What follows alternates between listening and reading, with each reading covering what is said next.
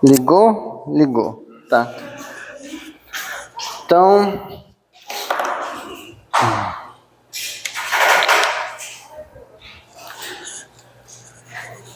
Então hoje a gente segue nessa parte meio de revisão. No texto, só para vocês saberem, para acompanhar lá, é a seção 010, tá? Que vai ser revisão sobre funções injetoras, injetivas, sei lá, injetoras, sobrejetoras e bijetoras. Vou escrever isso tudo. E a noção de cardinalidade.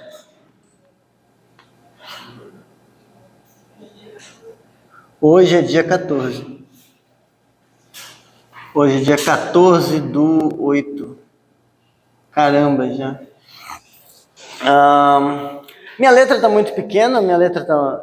feia eu sei que ela tá, mas o tamanho tá bom? Tá bom. E se não me engano, eu acho que quando quem assistir, deixa eu ver se tá gravando. Quem vai assistir pelo YouTube no celular, tem como dar zoom no celular. E aí, às vezes, isso ajuda bastante. Então, começar pelo começo, né, definição. Começar pelo final é complicado. Então, uma função f de x em y. Então, domínio x, y codomínio. A gente diz que ela é injetora se ela não manda pessoas diferentes em imagens iguais. Então, injetora se, como eu escrevi aqui, se... Tem várias formas de escrever, eu vou escrever igual está aqui. Se para todo x e x' pertencente a x, valer isso aqui. F de x igual a f de x' implica x igual a x'. Tá? Se você quiser olhar isso na contrapositiva,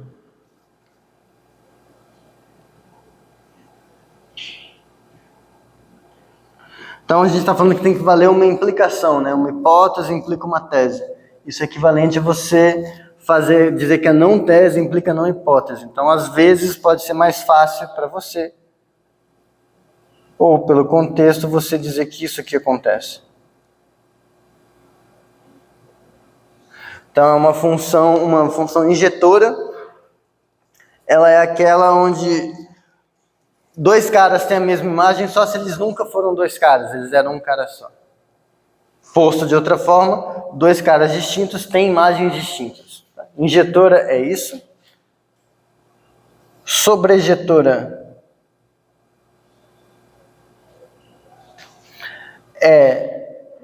para todo y pertencente a y, existe um x que pertence a x, tal que f de x é igual a y. E aí, se você fizer os desenhos das coisas, né?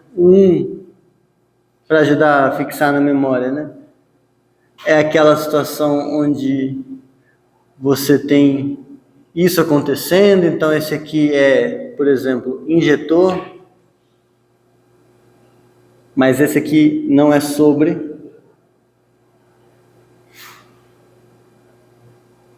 porque faltou um cara para chegar nesse maluco aqui, tinha que ter alguém vindo para cá. Esse aqui, você, por exemplo, aqui, ela é sobrejetora, mas ela não é injetora porque... Então, sobrejetora, mas não injetora.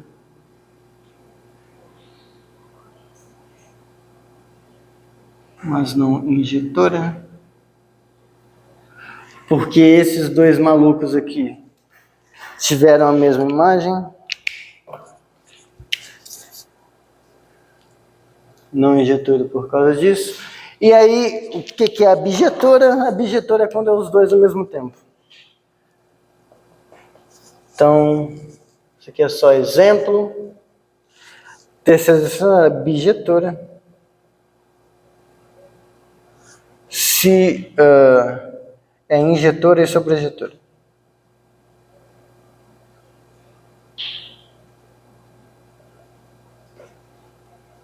Coisas que vocês já sabem, eu sei. Sei que vocês já sabem disso, então não vou perder muito tempo, não vou gastar o tempo de vocês com isso. Mas só observem que, assim, a definição de função injetora, função sobrejetora e função bijetora, elas não falam de números, não tem número envolvido. É uma definição só sobre funções. Só que quando você olha para os exemplos do que essas funções são, meio que elas permitem que você decida se um conjunto tem mais elementos do que outro, ou se um conjunto tem a mesma quantidade de elementos que outro, mesmo sem você saber o que quantidade significa. Tá? Então é por isso que daqui a pouco a gente vai usar essas coisas para definir o que significa ter a mesma quantidade. Porque isso aqui está extraindo o conceito que a gente quer definir. Em algum sentido é isso. Tá bom? Até aqui tudo bem? Tranquilo, beleza? Qualquer coisa vocês me interrompam a hora que vocês quiserem. Aqui eu só vou frisar esse exercício que está no texto. Ele tem 2 estrelinhas. Então é um exercício que não é completamente trivial, mas não é horrível. Que é quando você tem f de x e y e g de y e z funções. Aí mostrar que se f e g são injetoras,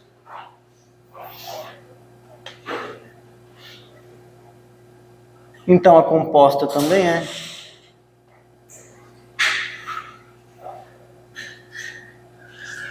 Você vai pegar a definição da composta e vai mostrar que ela é injetora se a g e f são. Você vai aplicar a definição 2 vezes, vai dar certo. Faz a mesma coisa com sobrejetora.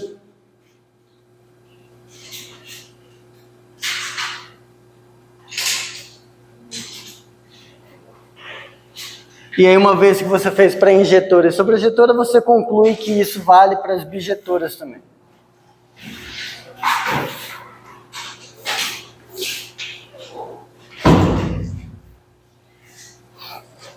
Opa.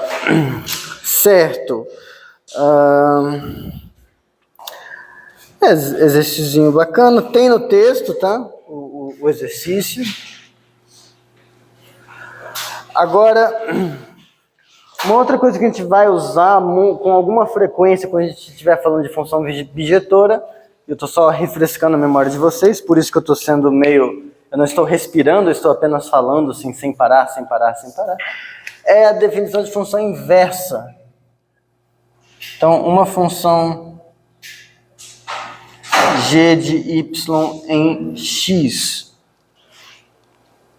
ela é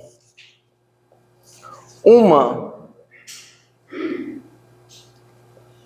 inversa de f de x em y, se quando você faz essas duas compostas aqui, isso acontece.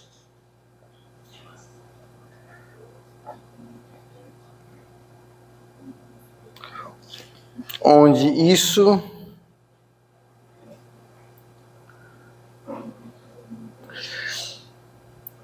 é a função identidade.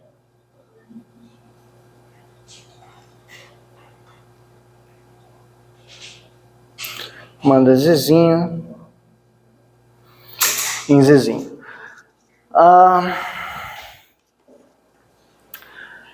Vocês lembram de cálculo? Provavelmente, assim. Acho que em cálculo vocês viram isso.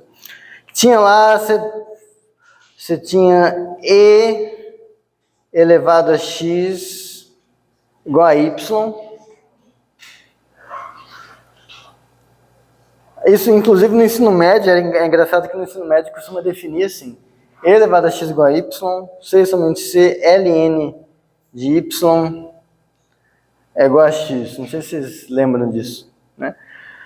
Se você pensar que e elevado a x, f de x é igual a e elevado a x, e g de y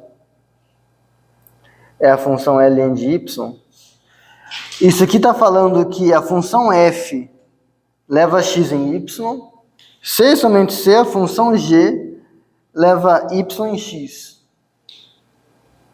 A ideia é que se você compõe, se você fizer agora, se você passar o ln aqui, se você passar o ln aqui, ln de e elevado a x é ln de y. O ln de y é o x. Então, dá a identidade. Se você aqui fizer o e elevado a isso, e elevado a ln de y, vai ser justamente a coisa que tem que dar o y, mas vai ter que ser o próprio... E elevado a ln de y vai ter o próprio y, certo? Então, exponencial e logaritmo é um dos primeiros exemplos que vocês veem de funções inversas, mas tem exemplos mais simples. Tá? Exemplo. Se você pega f de z em z, a função que faz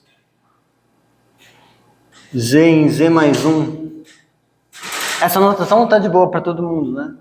Isso aqui eu só estou dizendo que f de z é z mais 1, estou definindo assim, tá? Só isso. Se eu pego essa função aqui, então g de z em z dada por z, manda z em z menos 1, é inversa de f. Porque, tem duas coisas que a gente tem que testar. G bola f de x vai ser g do f de x. A g faz o quê? Ela pega o bagulho que está aqui, subtrai 1. Então vai ser f de x menos 1. Só que a f, ela pega o que está aqui dentro e soma 1. Então isso aqui vai ficar x mais 1 menos 1. 1 com 1 vai morrer, fica x. Então, g bola f pegou o x e mandou em x. É a identidade. Primeira coisa que tinha que acontecer. Se agora a gente fizer desse lado, f do g de x, a f pega o que está dentro, soma, a g pega o que está dentro, subtrai. Então aqui fica x menos 1, mais 1, corta, corta, x. Identidade dos dois lados, exemplo de inversa. Isso é só para agitar a memória de vocês e vocês irem pegando nas coisas que vocês já viram. Ah, era isso! É só por isso. Eu estou passando esse exemplo meio rápido porque vocês já viram isso em algum momento da vida de vocês. Em linhas gerais, observação. G de y em x. Se você não quiser pensar em termos de composta, eu fico muito confusa com essa coisa de composta, esse Goff, Fogg, eu fico perdidinho. Tudo bem, pensa no negócio do exponencial. G de y em x é inversa de f de x em y, c somente c, para todo x em x e para todo y em y, vale isso aqui.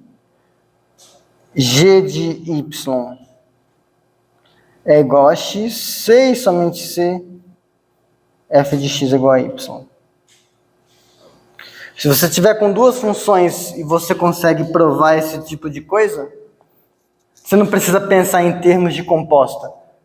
Porque no fundo, isso aqui é só um jeito diferente de falar de composta.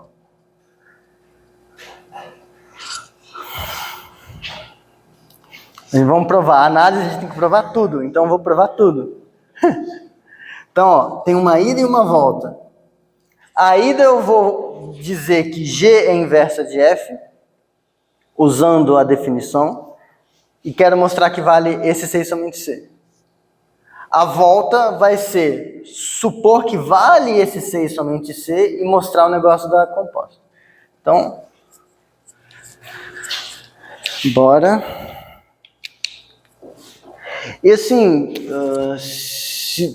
quem preferir, tipo, eu queria muito prestar atenção, mas eu tô tendo que copiar, eu não sei se eu presto atenção, se eu copio, porque o Renan fala muito rápido, e agora como eu acompanho essa desgraça?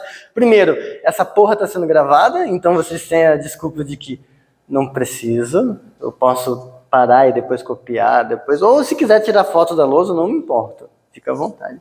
Tá? Oi. Você falou que afirmativos. Isso, eu só fui pegar um pincel diferente, eu vou fazer aqui. No caso, supor algo que você quer concluir. No caso de X, eu acho que não poderia fazer essa implicação. É que, calma, vamos separar aqui, ó. Isso é uma coisa, isso é uma afirmação. A outra afirmação é essa. Então, uma começou aqui, terminou aqui. A outra começou aqui, pulou a linha, terminou aqui. Então, eu vou sair desse aqui e vou provar B, e depois, supondo B, eu vou provar A.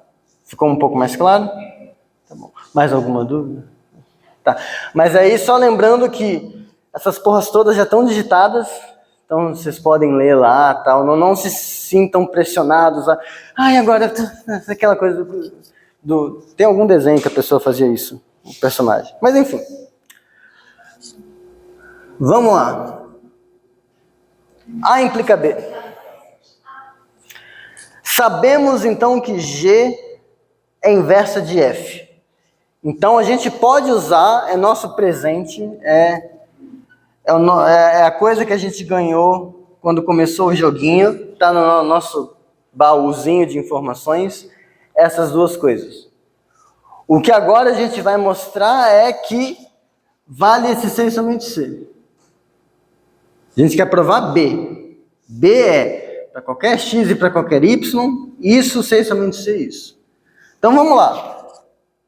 Se G de Y é igual a X, quero chegar que F de X é Y. Bom, eu posso aplicar F. Se eu tenho isso, então se a gente aplica F dos dois lados, F dos dois lados,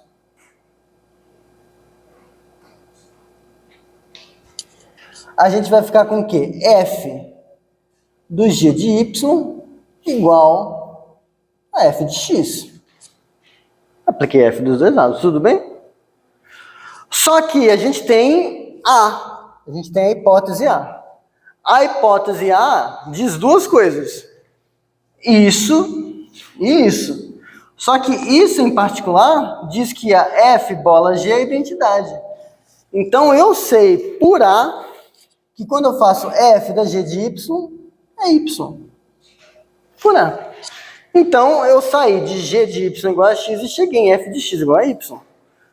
Provei a ida. Agora eu vou provar a volta do B. Lembra que o B é um 6 somente C. Então aqui eu tenho uma ida e uma volta. Mas isso ainda é só o A implica B. Por isso que é importante lembrar que o B aqui é um 6 somente C. Lembra daquela música? Calma, respira. Tem um funk que eu acho que é assim. Né? Provavelmente ele continua de um jeito que eu não posso dizer. Mas... eu não lembro como que é, mas provavelmente eu não posso continuar. A parte boa, a parte que dá para usar na aula é o começo. Isso. Deve ter algum novinha no meio da frase. Né? Viu? Pronto.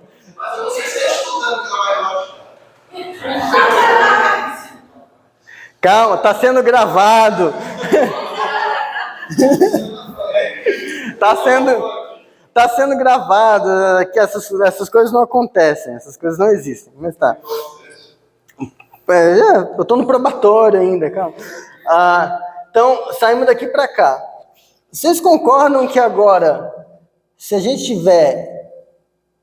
quer fazer a volta, se f de x é igual a y, e a gente quer concluir que o g de y é x, é só aplicar g dos dois lados agora, e usar esse que a gente ainda não usou?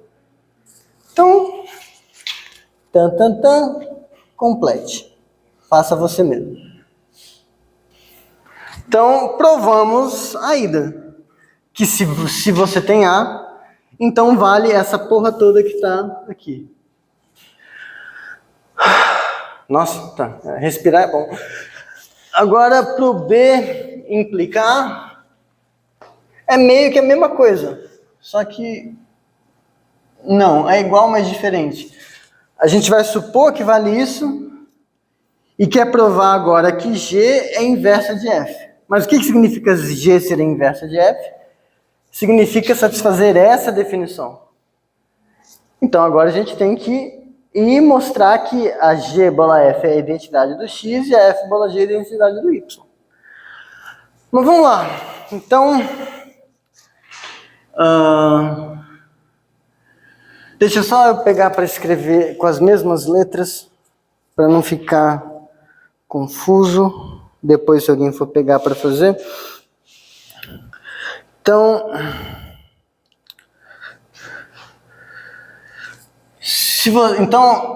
a gente começa com f de x igual a y, por exemplo. Ou melhor, vamos fazer assim. Vamos mostrar que g bola f é igual à identidade de x. O que significa isso? Isso significa que a gente precisa mostrar que quando você faz g da f de x, isso é x. É isso que a gente quer. É isso que a gente quer. Isto vale, pois,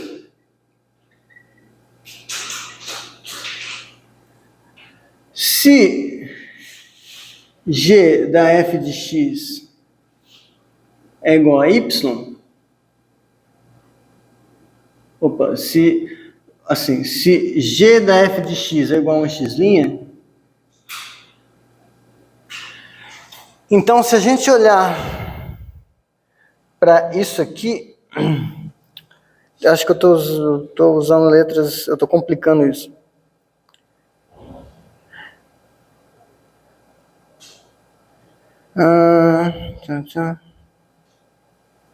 Eu compliquei, não precisava de x'.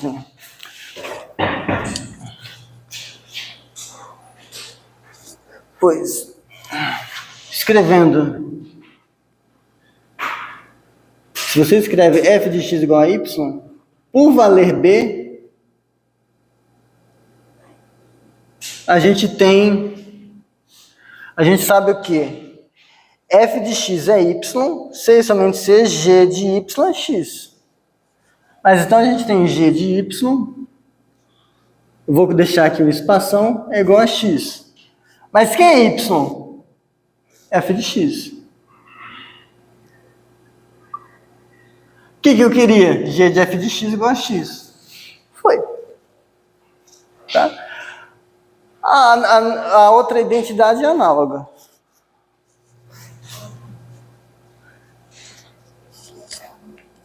Analogamente, e sempre que a palavra analogamente aparecer, leia desse jeito. Se não parecer análogo,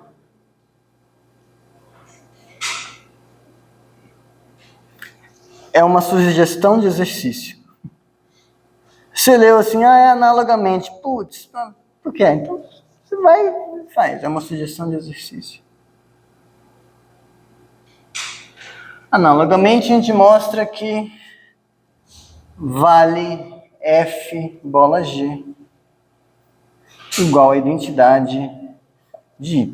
Tá? Então, Se você não quiser pensar na inversa como sendo um negócio que te dá determinado em termos de composta, você pode pensar que a inversa faz isso. A inversa é a função que desfaz tudo que a outra faz. Então, se a f manda x no y, a inversa pega o y e manda para o x. A moral da história de inversa é essa. Tudo bem? Até aqui. Respirar é importante. Beber água também. Agora, só para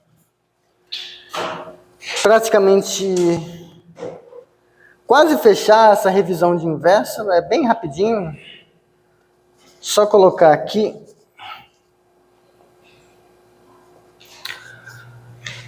Quantas estrelinhas tem, só para você saber. É exercício de uma estrelinha, só para checar as coisas. A inversa de f, se existe,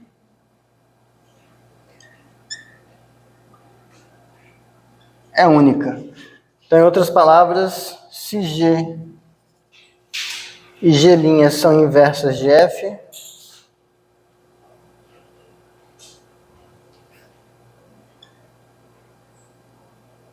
então G é igual a G'.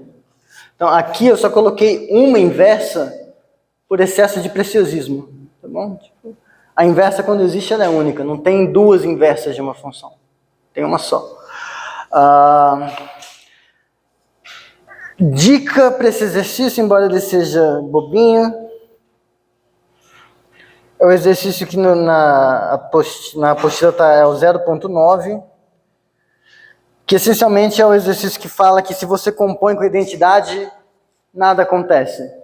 Você pega uma função, compõe com a identidade e dá a própria função, de qualquer lado que você compor. Porque aí, quem já fez estruturas algébricas? Todo mundo. Então, vocês lembram quando vocês iam provar que o inverso de um elemento quando existe é único? Você fazia assim, né? Ó. Supõe que y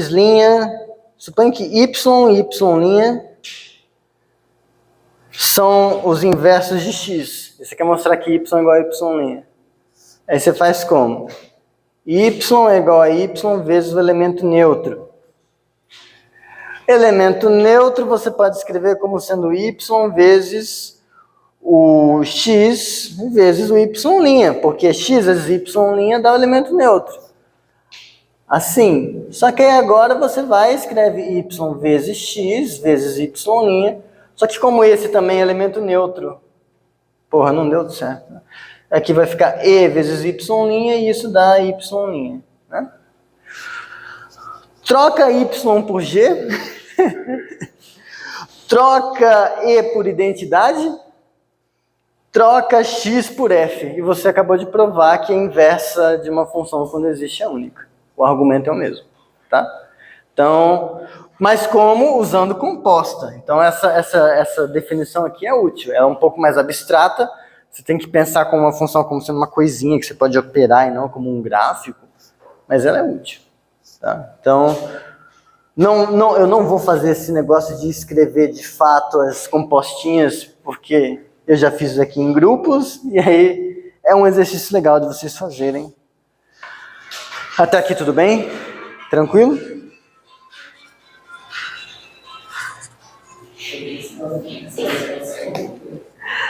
Tá bom.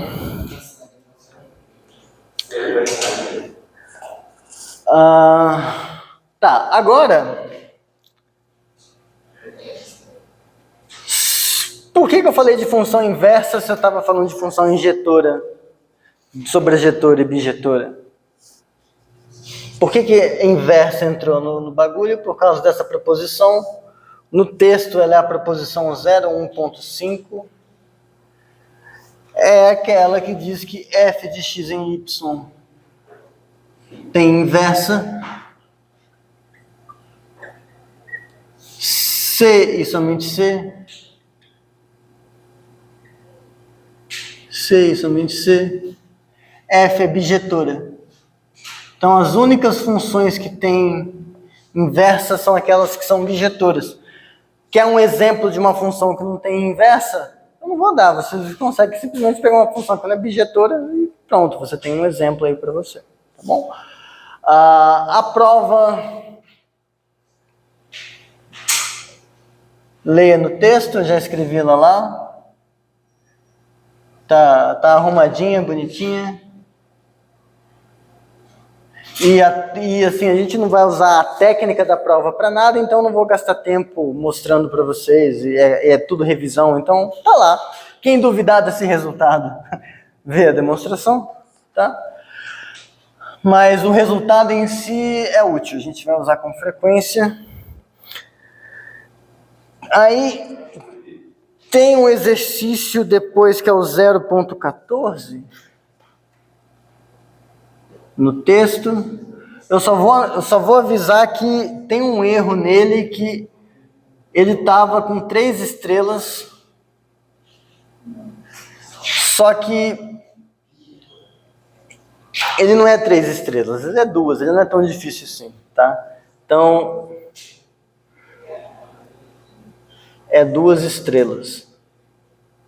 Por que eu estou avisando isso? Porque às vezes se alguém estiver usando o Xerox do que eu deixei na aula passada, lá está com 3 estrelas, mas ele oficialmente é 2 porque não é tão difícil. E aí o que acontece? Quando eu for lá na semana de prova, que eu falei, lista é vocês me entregarem não sei quantos exercícios de 1 estrela, de 2 estrelas, de 3 estrelas. Vocês vão escolher quais vocês vão me entregar. E aí, tipo, esse aqui era de 3. Tava de 3, mas o correto é de 2. Só para vocês ficarem cientes dessas mudanças. Quaisquer mudanças que eu fizer, eu aviso vocês. Bom? Mas no Classroom, tem alguém aqui que ainda não está no Classroom? Você viu seu e-mail no Sagres?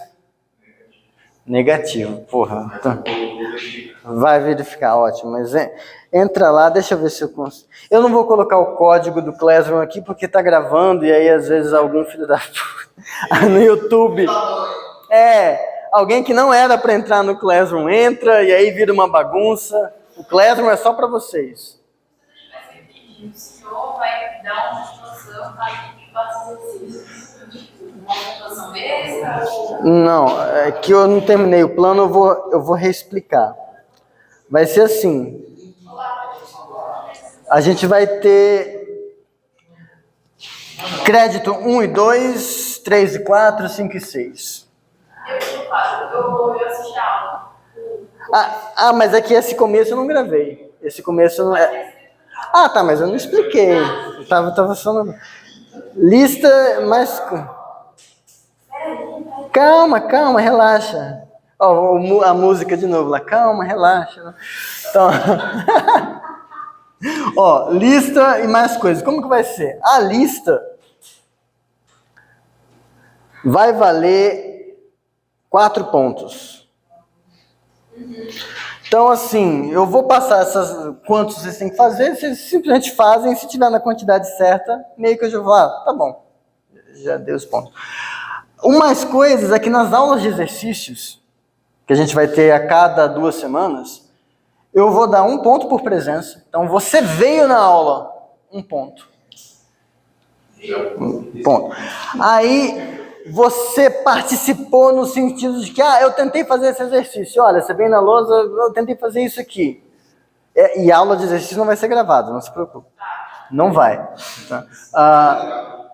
Eu tentei fazer isso. Tá certo, tá errado, mas de fato houve um esforço, houve uma tentativa, 1 ponto.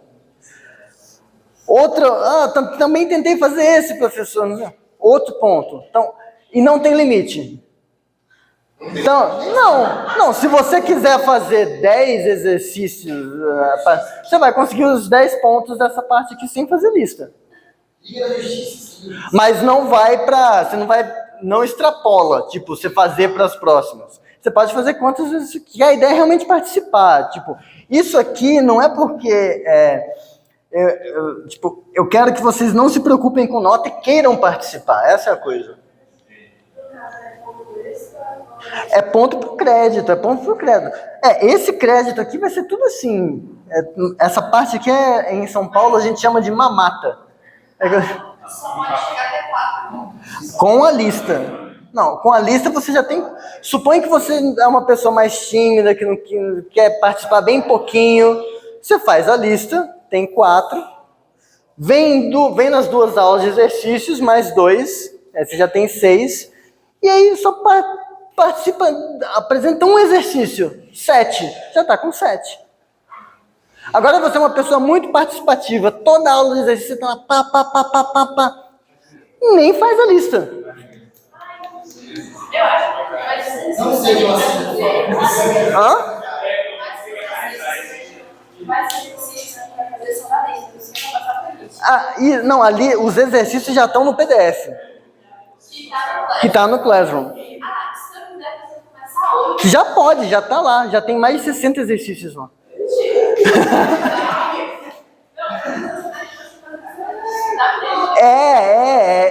Malhação. Malhação, entendeu? Oi. Se o aluno for apresentar, mas que se travou em algum Vai dar bom. o meu aluno, deixa eu falar com ele. Se travou em algum que outro aluno ajudar, e ele quer Tá, se as 2 pessoas participaram, as 2 ganham ponto. É o negócio, eu quero que vocês queiram trabalhar. Essa é a coisa. Eu quero que vocês queiram trabalhar. Por isso que eu estou fazendo isso. Entendeu? Eu estou manipulando vocês para vocês fazerem o que eu quero. Entendeu? Eu estou comprando vocês com pontos. Eu sei, não conheço. Tá tudo bem aí, então? Tá. Beleza.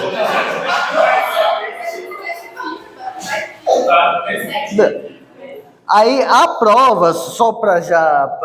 Aí a prova, como está muito fácil de um lado, o outro lado vai ser um pouco diferente. A prova vai ser aquela coisa de que vai ter uma parte que é presencial. Que eu falei, as nossas provas vão ser sempre... Elas vão ocupar uma semana para a gente. Uma aula, na segunda-feira a gente sempre vai ter revisão. Eu vou fazer revisão do assunto na segunda. Vocês vêm, não estou com dúvida, então nem vem, mas quer uma revisão, venha, vai ser na segunda. Aqui vai ter a prova presencial. E aí nesse dia aqui eu vou fazer a correção. Eu sempre vou corrigir a prova com vocês. Mas aí o que acontece? Nesse presencial, vocês vão ter as 2 horas para fazer a prova. E aí é aquela coisa, vai poder trazer folha de consulta, o que for, só que justamente como vai ter consulta, essas coisas, a prova talvez ela seja uma prova que é um pouco difícil de fazer em 2 horas.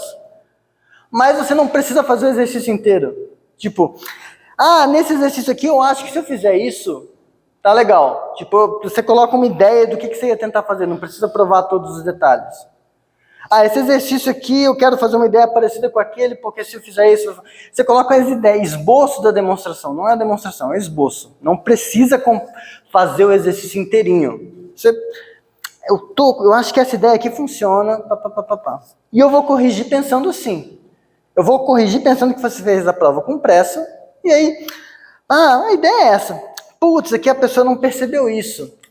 Mas ela estava com pressa. Tudo bem, entendeu? Então, aqui eu vou ser bonzinho. Aqui eu vou corrigir muito bonzinho, muito feliz. Se me entrega, vai para casa, pode juntar com um coleguinha, com a coleguinha, com o coleguinha, o que for, a terminação que você quiser para o substantivo. Várias pessoas, pode juntar em um grupão, cada um faz o seu. E aí, antes da aula de sexta-feira começar, você entrega pelo Classroom, digitalizadinho para não ter que ficar com muito papel, o que você fez e eu vou corrigir de novo.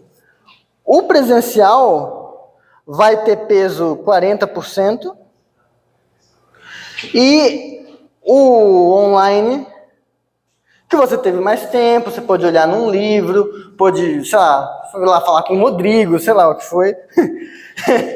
Todos. Vai valer 60%. Tá? Mas assim, não é que a prova vai estar horrível, ela só vai ser uma prova que, tipo, Se fosse uma prova normal, sem isso, a pessoa ia ter que estar muito craque, ela ia ter que estar com a coisa muito na ponta da língua para fazer em 2 horas. Então seria uma prova que você ia precisar de 2h30, 3. Mas aí que tá, você não precisa fazer assim certinho. Aqui eu acho que é assim, eu não vou continuar não. Eu continuo depois. Você explica o que você quer tentar fazer e tá ótimo. E você pegar a chave do exercício da prova, você tem todos 3 estrelas. Não, 3 estrelas, por isso que eu mudei aqui. 3 estrelas se cair na prova é questão extra.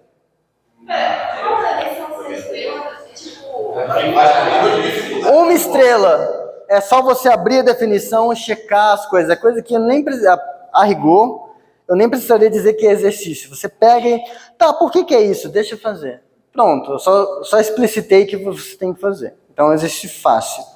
Os 2 estrelas são aqueles que você tem que pensar um pouquinho, são os que em geral vão cair na prova. A maior parte do exercício de prova vai ser esse. Vai ter uns de 1 estrela, porque eu não quero que ninguém zere. Tá? Não quero que ninguém zere. E os de 3 estrelas pode ser assim: acordei muito feliz, quero que a prova valha 13. Ou 11, não sei, não vou estar tão feliz. Depende como... Se todo mundo estiver indo muito bem aqui, aí não vou dar tantos pontos assim também, né? Mas esses aqui é para a questão que é aquela que requer criatividade. Essas outras aqui você só precisa de trabalho e labuta. Tipo, você não precisa ter aquela sacadinha. Esse aqui é o que precisa ter a sacadinha. É isso. Mais alguma dúvida? 3. 3 provas, 3 exercícios. São 6 créditos. 1 crédito, outro crédito. Né? Tudo bem? Melhorou? E o legal é que agora ficou gravado. E aí, eu não vou precisar ficar pulando. É, isso. Ok. Tá bom. Certo. Então... E aí, só avisando que o exercício 14, então, ele é 2 estrelas.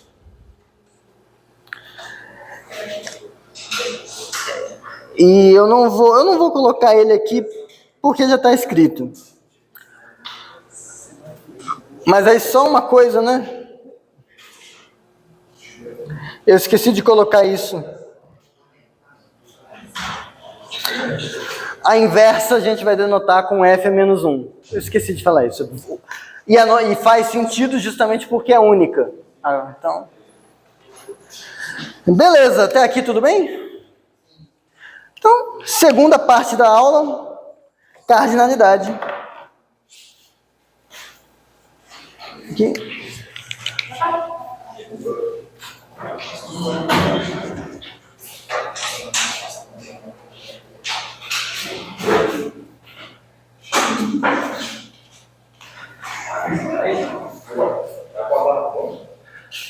Então,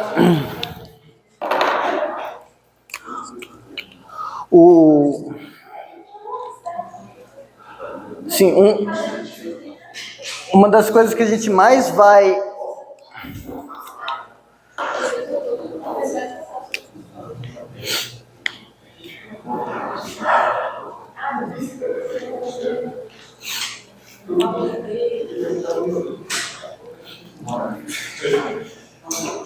Tá tudo bem? Ah, beleza. Então, uma das coisas que a gente mais vai usar função injetora, sobrejetora, essas coisas, é para noção de cardinalidade. A gente não vai usar muita noção de cardinalidade ao longo do curso, mas às vezes a gente vai precisar de uns argumentos que usam isso, tá? E a ideia é essencialmente simples, é aquilo que estava escondido no que eu falei no começo, definição. A gente vai dar um jeito de falar de tamanho de conjunto sem ter a noção de número ainda. O número vai vir depois. Então, 2 conjuntos.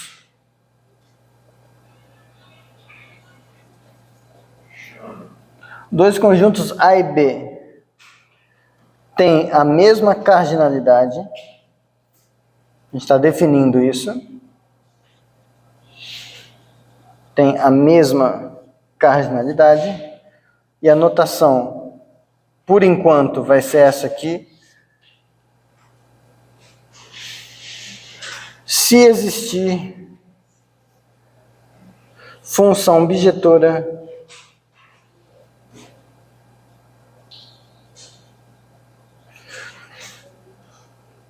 de A para B. Então, se você faz com um conjuntinho finito, você percebe que é justamente esse tipo de situação onde de um lado tem a mesma quantidade de elementos do outro. As bijeções, elas capturam isso. Tá? A ideia. Só que a graça é que aqui eu não estou falando que o conjunto precisa ser finito ou não. Eu só estou falando que eu estou extraindo essa noção de ter a mesma quantidade, jogando fora a noção de número e pensando só em conjunto. E isso vai ser útil porque em análise a gente vai mexer com conjuntos que não é o tipo de coisa que a gente tem todo dia. Não é um conjunto de pessoas numa sala, um conjunto de carros no estacionamento, é um conjunto de números reais. O que é um número real? É um bagulho horrível de definir. O que é uma fração? Uma fração é uma classe de equivalência de números inteiros. O que é um número inteiro? É uma classe de equivalência de números naturais. O que é um número natural? Entendeu? Vai ficando um negócio horrível. Então, é interessante a gente ter uma definição que permite comparar tamanhos sem você ter uma noção precisa de número ainda.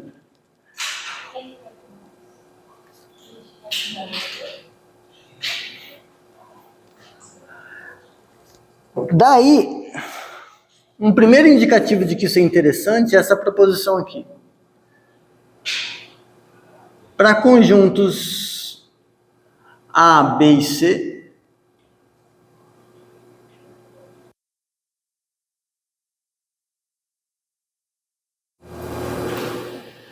primeiro, A tem sempre a mesma cardinalidade que A.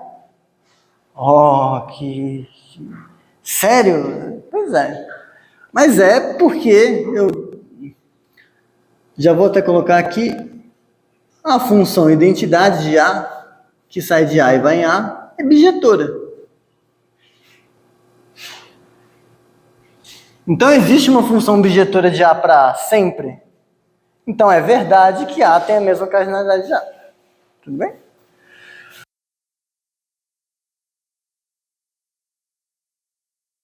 B, então B tem a mesma cardinalidade de A. Isso é porque se F de A em B é bijetora, ou seja, se eu tenho isso por hipótese,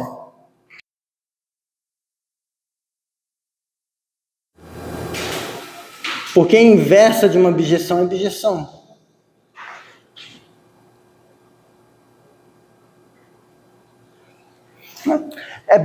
Por que a inversa de uma função bijetora é bijetora? Porque a inversa da inversa é a função original. Né? E uma função, ela é bijetora somente se ela tem inversa. Então, sempre que uma função tem inversa, a inversa tem inversa. Então, a inversa é bijetora também. Então, se eu tenho uma bijeção de A para B, eu tenho uma bijeção de B para A. Como? Voltando. Tudo bem? Tá.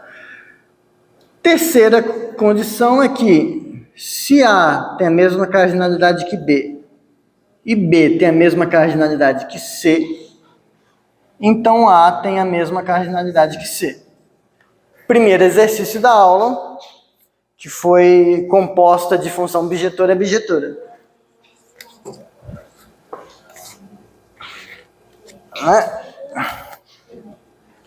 Isso aqui é porque, se eu tenho isso, daqui para cá, bijetora, e eu tenho isso, daqui para cá, bijetora, pelo primeiro exercício da aula, a composta que sai de A e vai para C é bijetora também. Então, se eu tenho uma bijeção daqui para cá e outra daqui para cá, eu tenho uma daqui para cá. Certo. Então, as demonstrações estão aqui nos comentários do LaTeX. Tá? Então, a demonstração dessa proposição está aqui em comentário. E isso aqui, aí eu não sei se isso tem estruturas algébricas. Eu sei que em Fundamentos 2 eu falei, mas para quem fez Fundamentos 2 comigo, a maioria era criança. E é aquela coisa da memória infantil, tipo, era esqueceu, acontece. Mas eu falei de relação de equivalência em Fundamentos 2. Relação de equivalência, e eu sei que quem fez grupos viu, por causa de quociente. Mas eu não sei se em estruturas algébricas tem. Tem também? Oh, aí sim, já começa no gás. Então,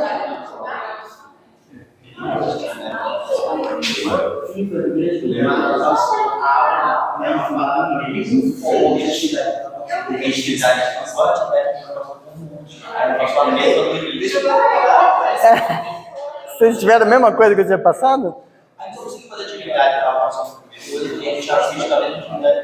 No fim do curso.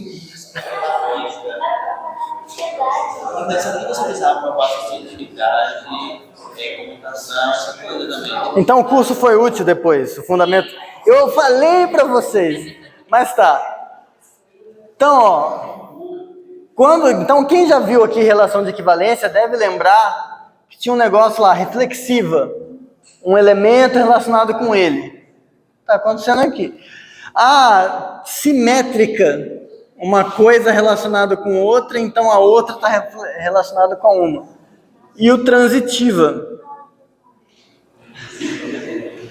uma coisa relacionada com uma segunda, que está relacionada com uma terceira, a primeira está com a terceira.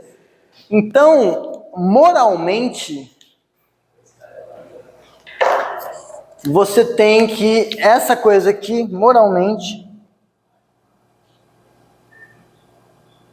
isso aqui define uma relação de equivalência entre conjuntos. Uma relação de equivalência entre conjuntos. E aí, dois conjuntos são equivalentes quando eles têm a mesma quantidade de elementos. Ah, professor, eu estudei relação de equivalência há muito tempo, eu não lembro direito essas coisas e tal. E agora, o que eu faço? A gente não vai usar muito, mas se você quiser só rever na subseção extras dessa aula, tem. Tá com tudo cuidadoso lá. Ah, eu lembro. Pula. Ignora esse negócio. Ah, eu não lembro, mas eu quero ignorar. Pula também. Tipo, você faz o que você quiser, mas tá lá, se vocês quiserem ver isso um pouco melhor. Mas aí a ideia é que a gente tem... Imagina que aqui é o universo dos conjuntos.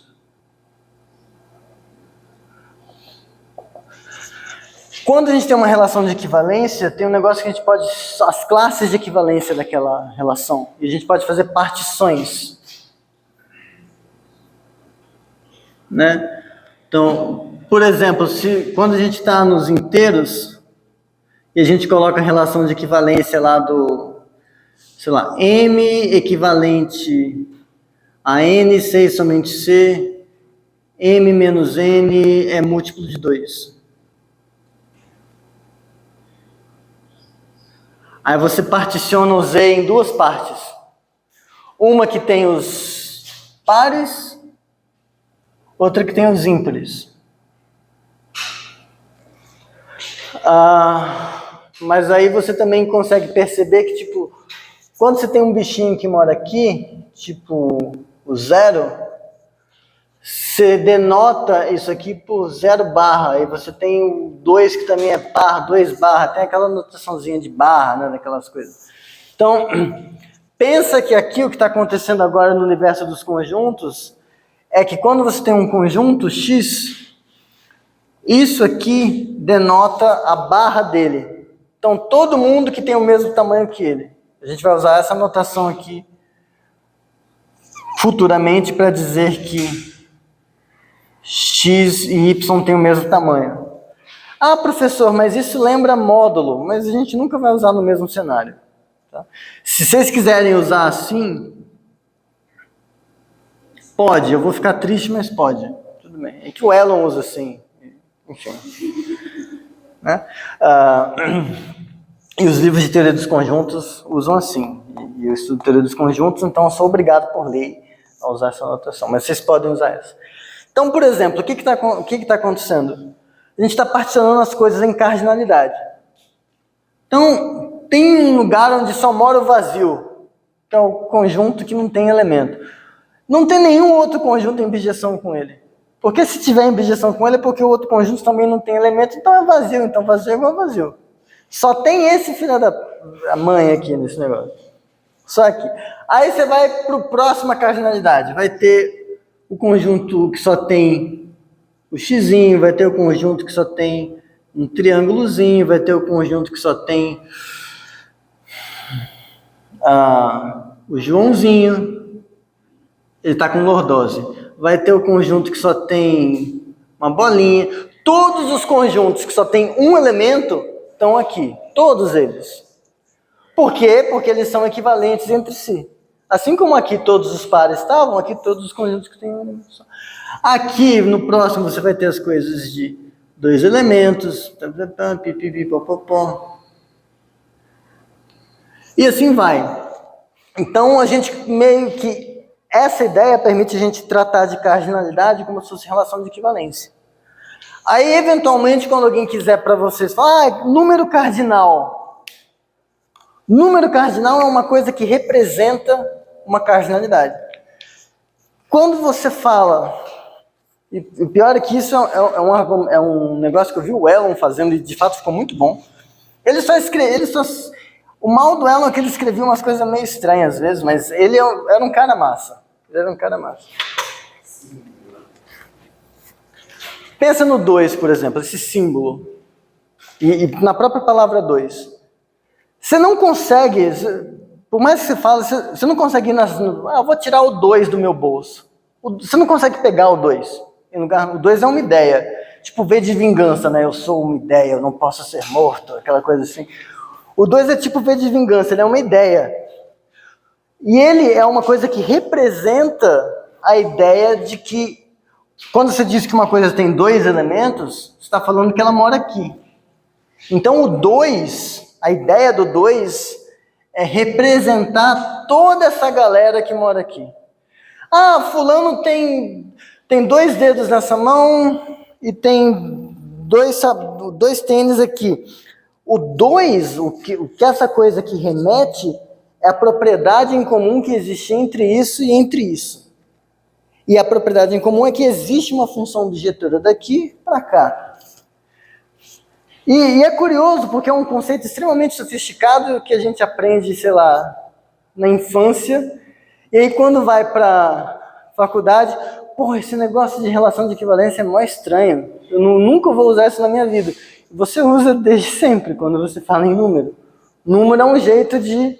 Número é um representante de classe de equivalência. Enfim... Oi? Relaxa, calma, novinha, né? Um negócio assim. Não, no caso eu sou novinho. O pior é que eu também não sou novinho, enfim. 30 e alguma coisa. Mas tá. Porra, vocês ainda não descobriram? Então agora que vocês vão descobrir. Tá, eu posso falar que já passou. Facilita? Já passou, já passou. Já passou. Enfim.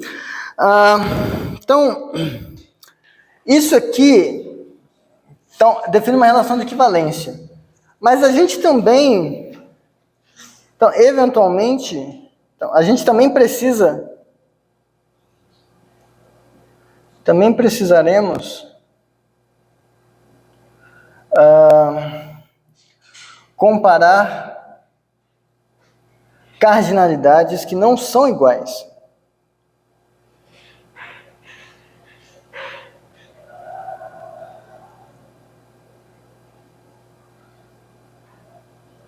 Tipo, isso aqui que a gente fez é um jeito de falar quando que uma cardinalidade é igual a outra, quando uma coisa tem a mesma quantidade de elementos que outra. Mas e quando não tem? A gente queria dizer qual é maior que outra. E aí a gente vai usar essa noção, essas definições aqui. E é engraçado porque, tipo, hoje eu vou conseguir acabar a aula bem antes de 12h30, olha só. É bom eu não respirar, vocês vão embora mais cedo.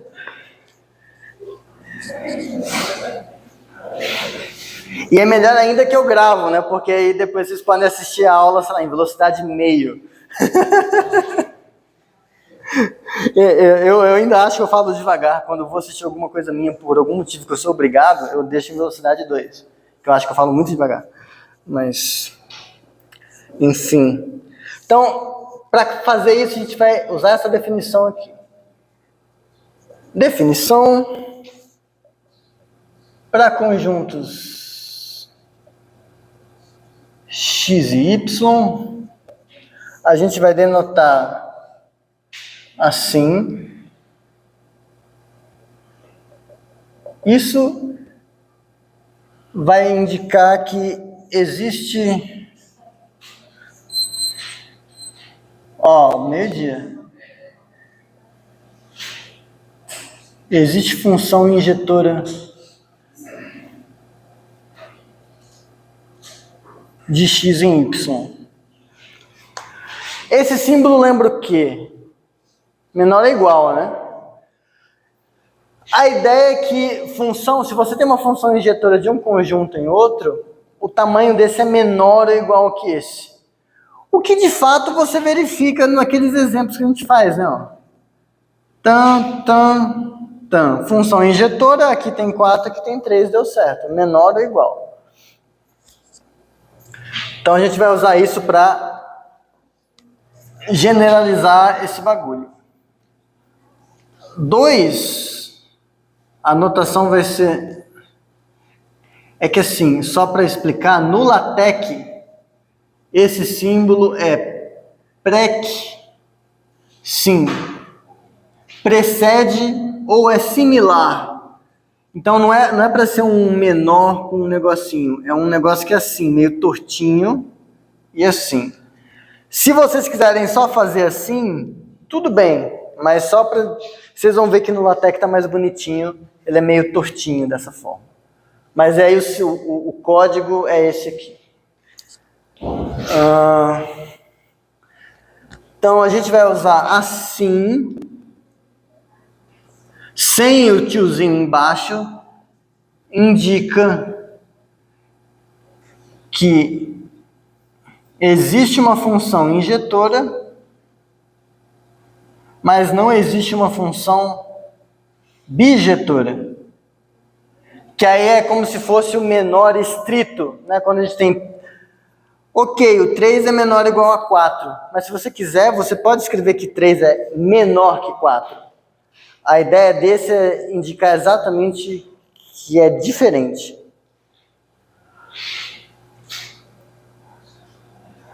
A outra, agora a gente vai inverter esses negócios. Isso aqui indica que existe função sobrejetora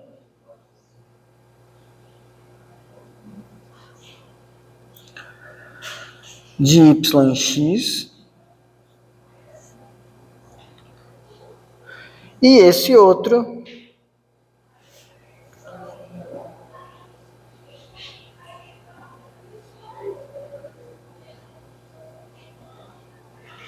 indica que existe uma função sobrejetora, mas que não existe uma função bijetora.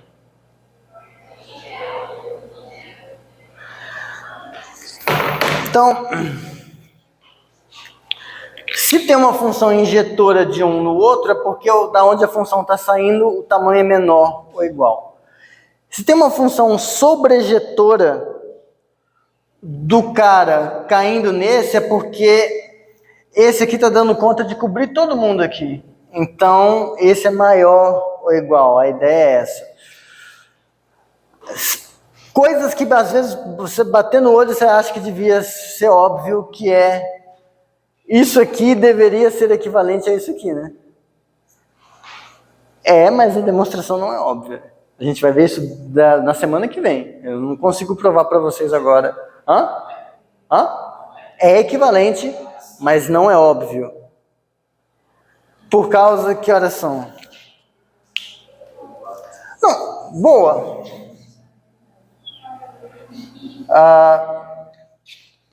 Tente provar.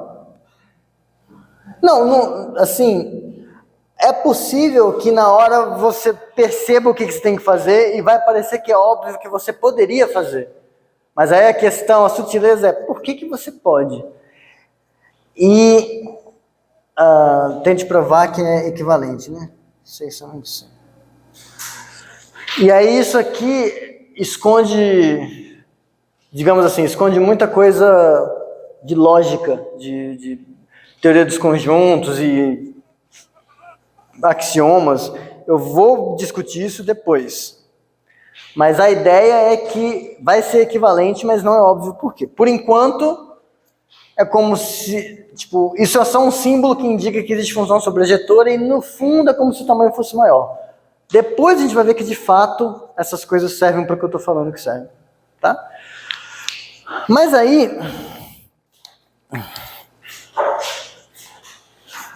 assim como tem essa proposição, essa agora eu vou colocar como exercício,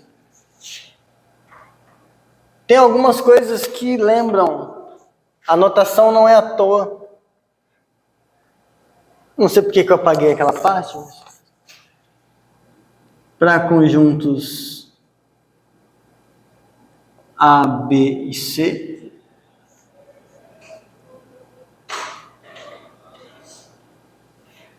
é verdade isso.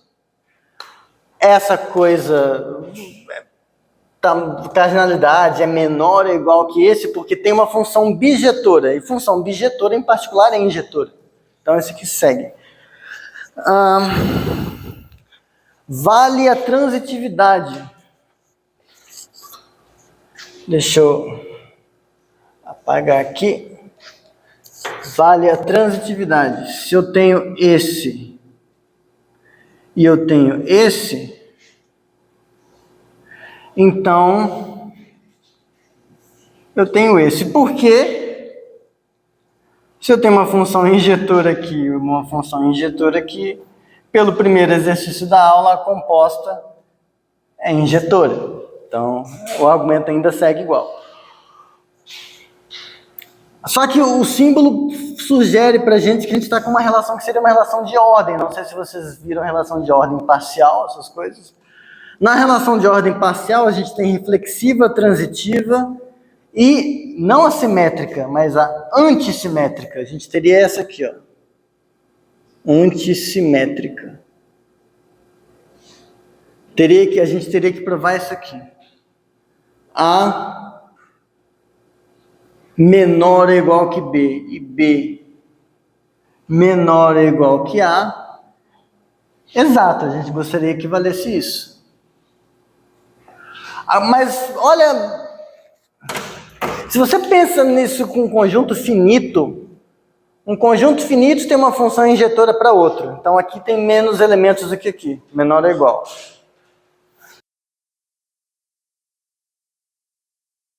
Isso daqui é menor ou igual que o número daqui. Porra, então esses números têm que ser iguais. Acabou. Para conjunto finito, isso é absolutamente trivial. Só que eu estou falando para conjuntos, não falei que são finitos, A, B e C, isso aqui acontece. Esse menor ou igual que esse menor ou igual que esse, então isso. Então aqui seria, existe função injetora de A para B. Aqui seria, existe função injetora de B para A.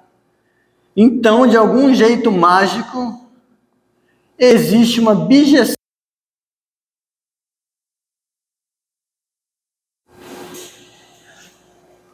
Não é mais trivial agora. Deixou de ser óbvio. porque é um conjunto qualquer, não estou falando que é finito, não. Essa coisa, eu gostaria de provar em aula, mas eu acho que ela toma muito...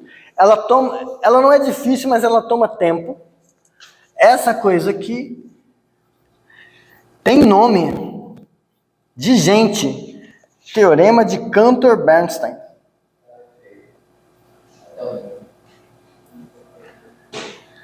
Cantor, George Cantor, conhecido... O pessoal enche um pouco a bola demais, pai da teoria dos conjuntos. Não foi o único, mas ele fez muita coisa. Tipo, merece o crédito, ele foi genial em muitas coisas, mas ele não fez tudo sozinho, não. Mas, tá, ele foi foda, mas enfim. Bernstein foi aluno de algum amigo dele, uma coisa assim e tal. E aí o que eles provaram, o Cantor enunciou sem provar, achando que era óbvio. Bernstein provou, eu acho que tinha um erro na prova dele, mas quase estava certa. Um cara chamado Schroeder fez a prova correta, tempos depois. Só que aí a história já consagrou esses dois. Né? E aí, há lugares que você vai encontrar como Cantor, Bernstein e Schroeder. O teorema é esse, se f de x em y, se existem injeções de x em y e y em x, então existe bijeção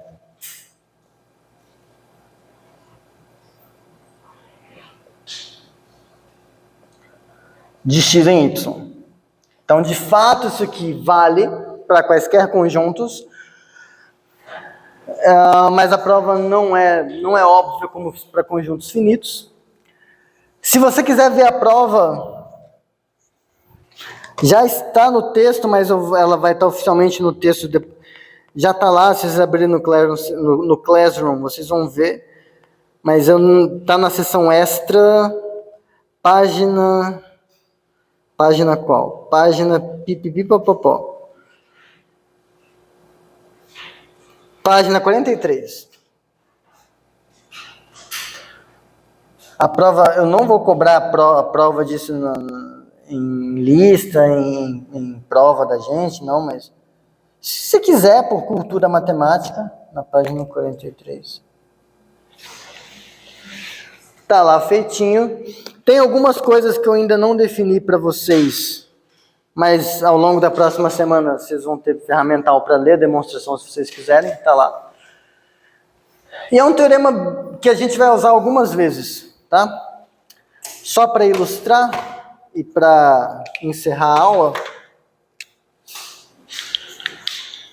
na semana que vem eu vou provar isso para vocês, mas se vocês quiserem, vocês já podem resolver isso dessa forma. Ah, tá, eu só vou escrever aqui. A aula praticamente acabou. Exercício, e eu tenho quase certeza que ele é 3 estrelas.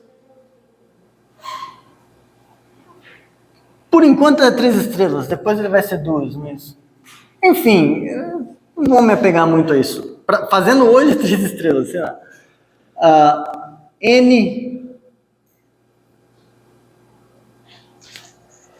Pego o conjunto dos naturais. Pego o cartesiano dos naturais com os naturais. Tem uma objeção entre eles. Se você usa o Cantor-Bernstein, o que você precisa é nada, você só precisa de 2 coisas. Encontre uma função injetora